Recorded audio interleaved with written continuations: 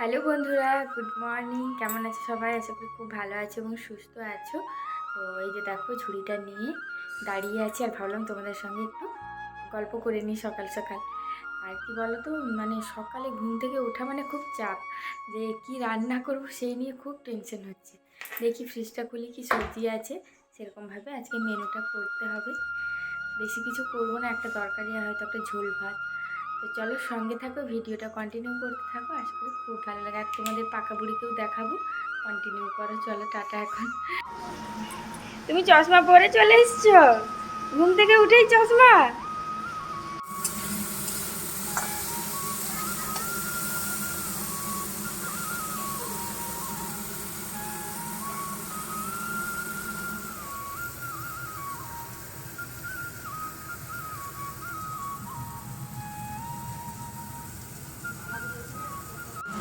এখানে চলছে আমার রান্না, আর এইদিকে তোমাদেরকে দেখাচ্ছি, দাঁড়াও আর একটা জিনিস। এই যে দেখো, এই যে মহারানী, মানে আমি যখন রান্না করব ওকে আমার কোলে আসতেই হবে। আমার কোলে না চাপলে তার শান্তি হয় না, তাই তো বুকু? দাঁড়াও, এই ওষুধটা খেয়েছো তো? এখন আর 10 মিনিট যাক, তারপরে আমি বুকু দেবো। একটু কষ্ট করে থাকো, ভালো হতে হবে তো সোনাটা। দেবো বলেছি তো, দেবো দেবো দেবো তো, দেবো বলেছি তো। কি করবে বলো, মানে এমন কপাল, মানে খেতে চাইলেও দিতে পারি না। এই জাস্ট ওষুধটা খেয়েছে তো, সেই জন্য দিতে পারছি না, জানো তো। নামো নামো, আমি তারপরে দেখি এদিকে পেঁয়াজটা পুড়ে যাবে তো। এখন বাঁধাকপি তরকারিটা করছি, তারপরে মাছের ঝোলটা করলেই হয়ে যাবে। ভাত বাকি আছে, টিফিন বাকি আছে, অনেক বাকি আছে, শুধু কুঁদরি ভাজাটা হয়েছে। তো চলো সঙ্গে থাকো। আর দুষ্টু রকম একটু ভালোবাসো সবাই। ম্যাগি? রোজ ম্যাগি খেতে নেই। চাউমিনও করবো না আজকে, দুটো রুটি করে দেবো বাবাকে। বাঁধাকপির তরকারি আর রুটি। দেখো, আমার বাঁধাকপির তরকারি হয়ে গেছে, আর ঐশীর জন্য একটু ওইখান থেকে আলু তুলে নিয়ে ওর মুড়িটাতে মাখিয়ে দিচ্ছি। একদম অল্প পরিমাণে, মানে একটু মুড়ি নিয়েছি। আর ওকে বললাম সুজি করে দিচ্ছি, ওটস করে দিচ্ছি, বলছে না আমি কিছু খাবো না। মানে রোজ রোজ ওগুলো খেতেও তো ভালো লাগে না, তাই একটু মুড়ি মাখিয়ে ওটাই একটু খাইয়েছি। আর এদিকে দেখো, একটা ওষুধ তো হয়েই গেছে, আর রোজ রোজ দেখাতে ভালো লাগে না। আর এখন দেখো, পরপর 3টে ওষুধ আছে। এই ক্যাপসুলটা দেখো কতটা পরিমাণ বড়, মানে তবু ক্যামেরাতে অনেক ছোট লাগছে, অনেক বড়। এটাও কিন্তু ও গিলেই খেয়ে নেয়, কি করবে বলো। তো এখন পরপর ওষুধগুলো দিয়ে দেবো।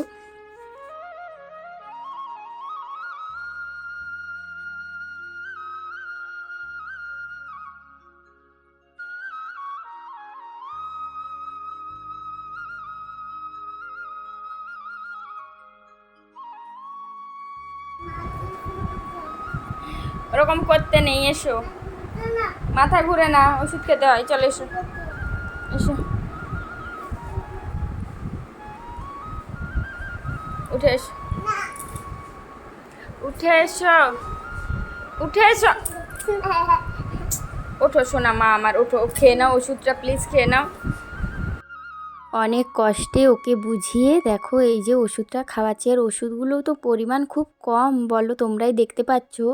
মানে 1 গ্লাস করে জল দিয়ে খাওয়া, খুব কষ্ট, কিন্তু কি করবে, খেতেই হবে। আর এদিকে দেখো, এখন কিন্তু এইটা হচ্ছে বিকেলবেলায় করছি।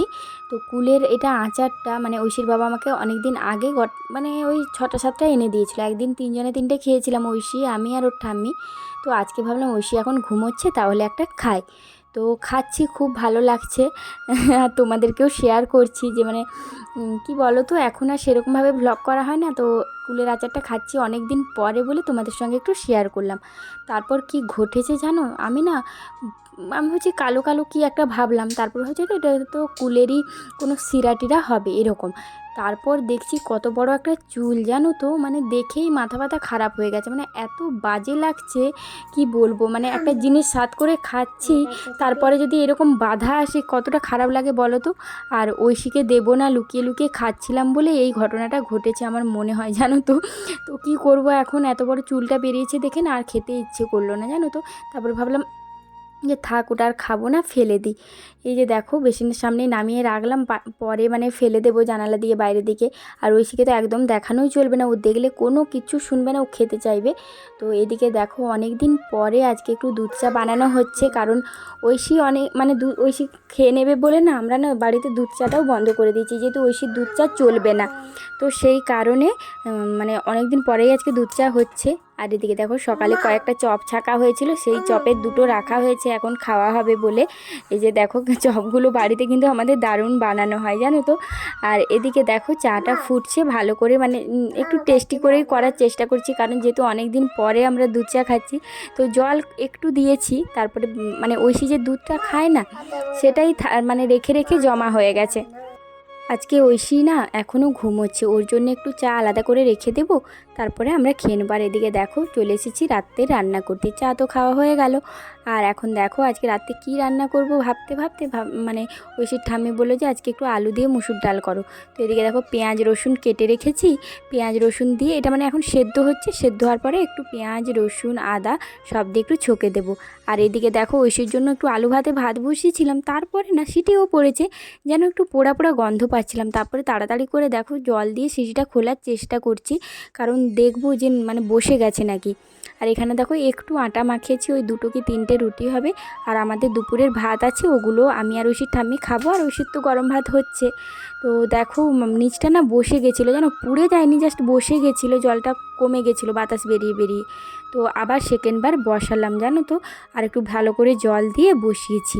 এই যে দেখো কোনো মতে মানে সিটিটা লাগছেই না, মানে এমন সমস্যা হয়েছে। তো ভাতটা আর একটু বাকি আছে, যেহেতু মানে ওকে তো শক্ত শক্ত দেওয়া যাবে না, যেহেতু ও চিবিয়ে খায় না জানো তো, সেই কারণে আরেকবার করে নেব। চলো আজকের মতো টাটা, ভালো থেকো, ঐশীকে ভালোবেসো সবাই।